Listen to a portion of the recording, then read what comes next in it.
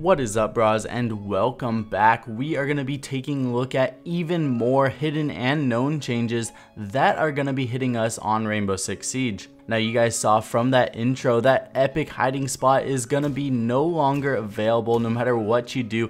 They ended up adding in invincible shelves. Now, on top of that, pretty much just the whole nature room has now been patched, where they added invincible shelves into the spot that Nico figured out that you could go into the wardrobe to plant or hide or do whatever you wanted to in there. As well as that, some other changes that they implemented are that you can no longer vault onto certain objects. So some of them still do work to get on top of, some of them don't. Now, I also want to give a huge thank you to Altered. You guys see him in a ton of my videos. He helps me out with so many of these custom games, and he actually just posted a video where he gets 4 kills within 1 second of hip firing Kaid's gun. So if you guys have some time after this video, click the link below, jump on over to his video and leave a comment under mine. Let's give him some love from the Bra fam.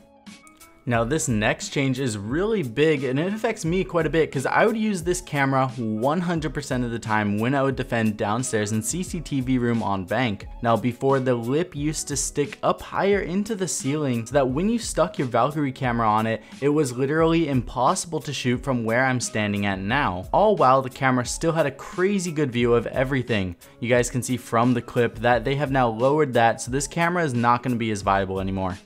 Probably the biggest hidden change that was snuck onto the recent update with the test server is the new crouch spam nerf. Now, this is from before. Obviously, I'm sure you guys can read. You have eyes. You can see in the top left corner, says before. That literally, when you mash the crouch button, it just teleports you from standing to crouching, kind of like how the quick lean used to be. Now, in this after, you guys can see they pretty much implemented what they did with the quick lean, but they've now put it into when you crouch and stand up. So when you spam crouch over and over and over again, it cancels out where your body is and you start going back up or down depending on where you're at. Whereas before, the entire animation would finish, so you would pretty much just teleport, stand crouch, stand crouch, stand crouch. Now it's interrupting it so that you can see exactly when they stop and start spamming crouch.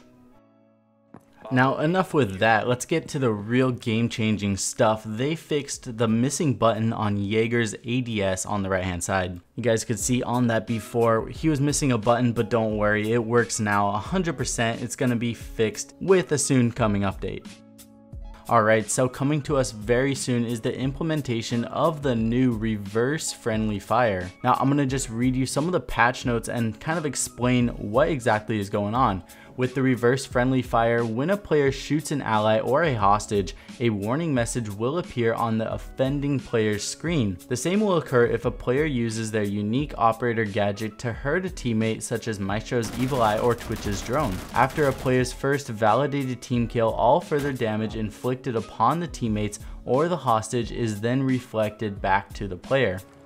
The diffuser is no longer in your possession. When a player uses a unique operator gadget to deal this damage, reflected damage will impact the gadget itself. A message will pop up on the offending player to notify them when reverse friendly fire has been activated.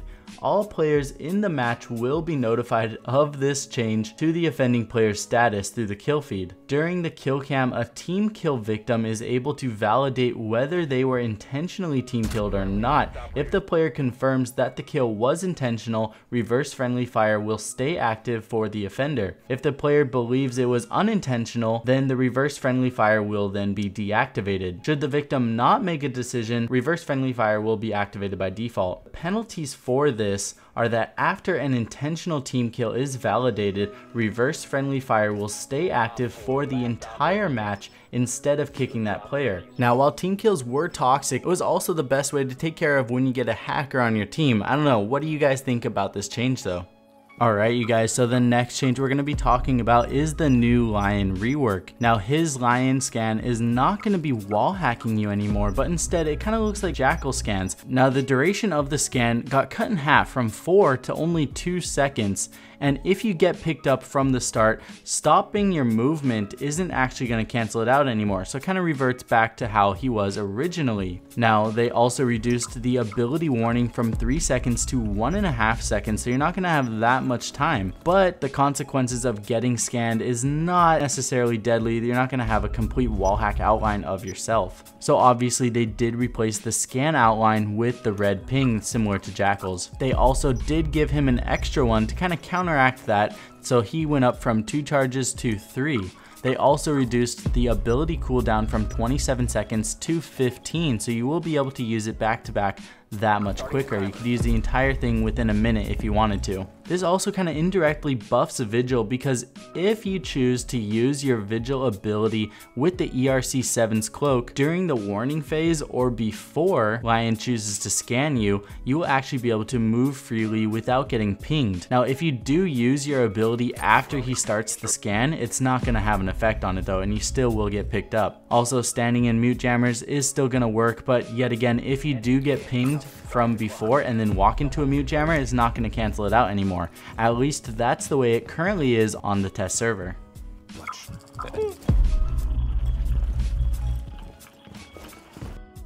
Getting us more intel.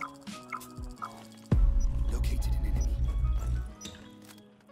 To them hide now. I'm rabbit.